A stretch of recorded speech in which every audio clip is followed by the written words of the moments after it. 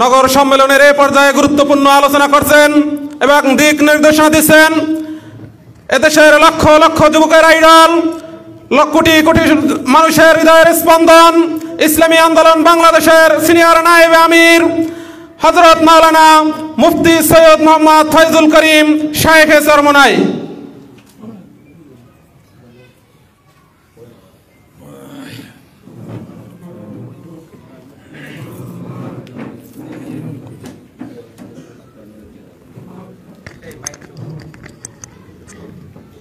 السلام عليكم ورحمة الله وبركاته.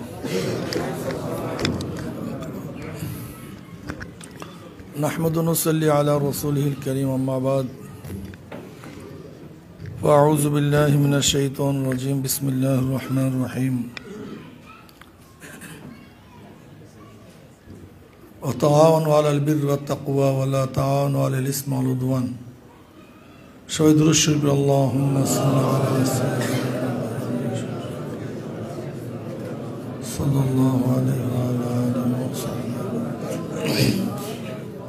ইসলামী যুব আন্দোলন বরিশাল মহানগর কর্তৃক আয়োজিত আজকে যুব সম্মেলনের সম্মানিত সভাপতি নেতৃবৃন্দ, আমার শক্তি আর যে কোনো কাজ করার জন্য প্রয়োজন শক্তির। শক্তি ব্যতীত আমি কথাও বলতে পারি না। এই যে কথা বলতেছি, যে এনার্জি না থাকতো, শক্তি না থাকতো, পাওয়ার না থাকতো, আমি কথা বলতে পারতাম না। আমার পাওয়ার, আমার শক্তি না থাকলে হাঁটতে পারতাম না, বসতেও পারতাম। বোকা করা হয়েছে, ঘৃণা নজরে দেখা হয়েছে। দেখুন, আপনি পড়ুন, তারা দেশ ভাগ বলে ধর্মভিত্তিক দেশ ভাগ হয়েছিল। আমি বাম এবং রামদেরকে বলতে চাই, ও রাম এবং বামেরা 47-এ যদি দেশ ভারত থেকে আলাদাই না হতো, স্বাধীন না হতো, তাহলে এই বাংলাদেশ নামীয় ভূখণ্ড তোমরা পেতে কোথায়? কিভাবে তোমরা এটাকে আবিষ্কার করতা? লাল সবুজের পতাকা উড্ডয়ন করতা কোথায়? যদি 47-এ দেশ ভারতের সাথে সম্পৃক্ত থাকতো, আসাম ত্রিপুরার মতো, হাজারো রক্ত খনন করতে পারতেন, মেধা ব্যয় করতে পারতেন, অর্থ দিতে পারতেন, জীবন দিতে পারতেন, কিন্তু লাল সবুজের পতাকা উড্ডয়ন করতে পারতেন না। 47 দেশ ভাগ হওয়ার কারণেই আমরা এই দেশ পেয়েছি, আমরা স্বাধীনতা পেয়েছি। কিন্তু দেখবেন, ওদের ইতিহাসের মধ্যে 47-এর ডিভাইডেডকে অবজ্ঞা করা হয়েছে, ঘৃণা ভরে দেখানো হয়েছে। আবার তারা সেতু বন্ধনের মাধ্যমে ওই সেতুটা দুলছে, এই সমস্ত কাব্য ইতিহাস রচনার মাধ্যমে এপার বাংলা ওপার বাংলা এক করার আবার গভীর ষড়যন্ত্রের মধ্যে লিপ্ত হয়েছে ওরা। আমরা বলতে চাই, বাংলাদেশের একজন মুসলমান জিন্দা থাকতো, তোমাদের ওই স্বপ্নই থাকবে, বাস্তবায়ন করতে দেওয়া হবে না। ওরা দেশের শত্রু, এই নাস্তিক গোষ্ঠী, এই বামপাড়া এই দেশের শত্রু, ওরা মানবতার শত্রু, ওরা জাতির শত্রু। আর বর্তমানে ওরা তো ডাকাত এবং চোর, পুরা শিক্ষা ব্যবস্থাটাকে ধ্বংস করে ফেলছে। ওরা জানে একটা জাতিকে গোলাম বানাবার জন্য যথেষ্ট হলো মূর্খতা, আর এই শিক্ষামন্ত্রীর মাধ্যমে গোটা দেশটাকে মূর্খ বানাবার চক্রান্ত চলতেছে একেবারে। বাস, কে করোনাকালীন থেকে শুরু করে এই পর্যন্ত শিক্ষার যে অবস্থা যে দেখছি, আর এখন তো পুরা বাস চোরা বিদ্যা শিক্ষা দেওয়া হচ্ছে। আচ্ছা, আমাকে বলেন তো, আপনাকে একটা জিনিস লিখতে বললাম যে আমাকে লিখে দেন, আপনাকে অর্থ পে করলাম এই লেখার উপরে, কিন্তু আপনি যদি কারোর কপি করে আমাকে দিয়ে দেন, তাহলে আপনার অর্থ নেওয়া কি বৈধ হয়েছে? আপনার এই কাজটা কি বৈধ হয়েছে?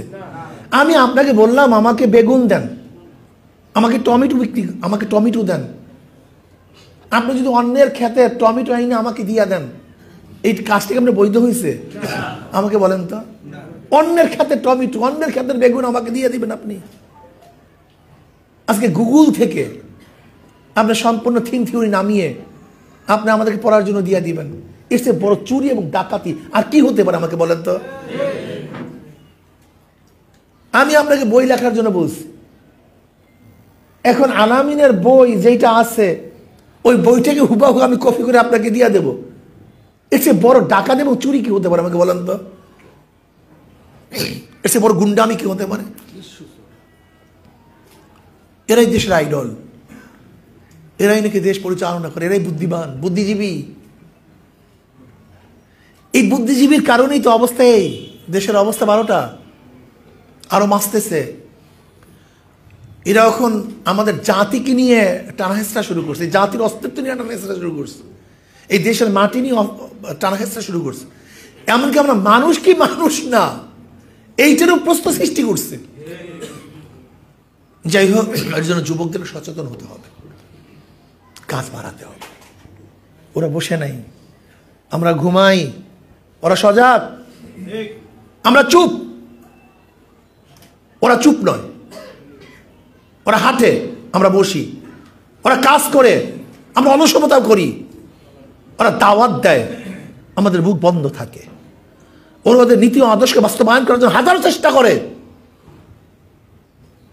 আর আমরা আমাদের ইসলামকে নীতি ও আদর্শকে বাস্তবায়ন করার জন্য বসে বসে গল্প করি, মারামারি করি, কাটাকাটি করি, হিংসাহিংসি করি, নেতৃত্ব নিয়ে জ্ঞানজাম করি। সময় কই? সময় কই? সময় কোথায়? কাজ তো অনেক, কাজ তো অনেক। যখন হাঁটি মনে হয় অনেক দূর অগ্রসর হয়েছে, কিন্তু সামনে তাকিয়ে দেখি মোটেও না, অনেক বাকি। আজকে যুবক যারা, আমরা রাখার জন্য চেষ্টা করি। আপনি কেন বুঝেন না? কেন বুঝতে চান না? আমাদের উত্তরসূরিরা, পূর্বসূরিরা, আমরা তাদের উত্তরসূরি। আমি গেলাম লালমনিরহাট, সেখানে একটা মসজিদ পেয়েছি, হারানো মসজিদ। হারানো মসজিদের ইটের গায়ে লেখা 69 হিজরি। ও মুসলমান, চিন্তা করো, ফিকির করো। 100 হিজরি পর্যন্ত, 101 হিজরি পর্যন্ত সাহাবায়ে কেরাম রাদিয়াল্লাহু আজমাইন ছিলেন, ইতিহাসে পাওয়া যায়। আর সেই ইটের গায়ে লেখা 69 হিজরি।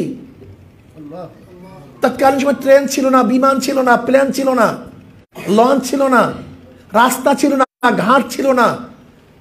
এই গোটে এরিয়াটা ছিল পৌত্তলিকদের, মূর্তি পূজকদের। সেই সময় কোথা থেকে আরব, কোথায় মক্কা, কোথায় মদিনা, কোথায় আরব কান্ট্রি, সেখান থেকে আমাদের পূর্বসূরীরা আসছেন এই কালেমার দাওয়াত নিয়ে। কোথায় গাড়ি, কোথায় বাড়ি, কোথায় ঘর, কোথায় জমি, কোথায় স্ত্রী, কোথায় কি, কিচ্ছুর তোয়াক্কা তারা করে নেই। এরকম এক পাগলের কারণেই গোটা দুনিয়ার মধ্যে ইসলাম ছড়িয়ে পড়ছে। এরকম একদল মাজুবের কারণেই গোটা দুনিয়ার মধ্যে কলেমা ছড়িয়ে পড়ছে। এদের কারণে আজকে এই বঙ্গোপসাগরের কিনারায় আমরা অবস্থান করেও আল্লাহ আল্লাহ রসুলের কথা বলছি। ওদের ত্যাগের কারণে, ওদের সাধনার কারণে আজকে একদম সাধক চাই, ত্যাগী লোক চাই। ভুগির দ্বারা কিছুই হয় না, ভুগির দ্বারা কিছুই হবে না, ভুগিরা কিছুই করতে পারে না। ত্যাগী একদল লোক চাই, যাদের মধ্যে থাকবে ত্যাগ। আমাকে কি কি বললো, কে বললো না, কে আমাকে মর্যাদা দিল, কে আমাকে দিল না, কে আমাকে নেতৃত্ব দিছে, কে আমাকে দিবে না, কে আমাকে জিজ্ঞাসা করছে, কে আমাকে করবে না, এই সব ধারণা অন্তর থেকে দূর করে একমাত্র আল্লাহর জন্য। আল্লাহ আমাকে কি বলেন, আল্লাহ সন্তুষ্ট কি সন্তুষ্ট না, আল্লাহর কাজ করতে পারছি কি পারি নাই, আমি কি ইবাদতের মধ্যে মগ্ন কি মগ্ন না, একমাত্র লিল্লাহাতান কাজ করার জন্য একদল নিবেদিত কর্মী যতক্ষণ পর্যন্ত তৈয়ার না হবে ততদিন পর্যন্ত সেমিনার, সিম্পোজিয়াম সব কিছু হবে, কিন্তু আল্লাহর জমিন, আল্লাহর হুকুমত বাস্তবায়ন করা সম্ভব হবে না। একদল ত্যাগী কর্মীর প্রয়োজন। আল্লাযীনা জাহাদু ফিনা লানাহদিয়ান্নাহুম সুবুলানা ইন্না সলাতি ওয়া নুসুকি ওয়া মাহইয়ায়া ওয়া মামাতি লিল্লাহি রাব্বিল আলামিন। জোর আন্দোলন, ত্যাগ করো, ত্যাগের মধ্যে মজা। যদি বীজ তার অঙ্কুরের জন্য ত্যাগ না করত, কোনোদিন গাছ দেখতাম না। ডিম নিজেকে যদি বিলীন না করে ফেটে না যেত, তার থেকে কোনোদিন বাচ্চা আসতো না। আমার মা যদি আমাকে প্রসাব করার জন্য এত ত্যাগ না করতেন, আমরা কেউ দুনিয়ার মুখ দেখতাম না। তাদের ত্যাগের কারণেই আমরা। কাজী একদল ত্যাগী লোক চাই, যোদ্ধা চাই, একদল ত্যাগী কর্মী চাই, যাদের মধ্যে থাকবে নিয়াতে খুলুস, হিম্মতে খুলুস, তারবিয়াতে খুলুস। যাদের মধ্যে থাকবে 5 ঔষধ, যাদের মধ্যে থাকবে 3 সবক, দাওয়াত। 4 জনকে দাওয়াত দিতে হবে। সালাতুল হাজত 2 রাকাত নামাজ প্রতিদিন কমপক্ষে পড়তে হবে। একদিনের আয় কমপক্ষে আল্লাহর রাস্তায় ব্যয় করতে হবে। এই 5 ঔষধ, 3 শর্ত, 3 সবক নিয়ে যদি ইনশাআল্লাহ আমরা কদম বাড়াতে পারি, আমি বিশ্বাস করি এই কদমকে কেউ রুখতে পারবে না, এই কদমকে কেউ থামিয়ে দিতে পারবে না, এই কদমকে কেউ আটকাতে পারবে না। ইনশাআল্লাহ, ইনশাআল্লাহ কদম বাড়বে তো সামনেই বাড়বে। ইনশাআল্লাহ আমাদের মঞ্জিল মকসুদে না যাওয়া পর্যন্ত এই কদমকে কেউ আটকাতে পারবে না, থামাতে পারবে না, রুখতে পারবে না ইনশাআল্লাহ। এর জন্য আমি চাই যুব আন্দোলন নিবেদিত একদল কর্মী বাহিনী তৈরি করুক। ইসলামী আন্দোলনের সব কিছুই আছে, নেতা শূন্য। এখনো নেতা শূন্য তো আমরা ভুগতেছি।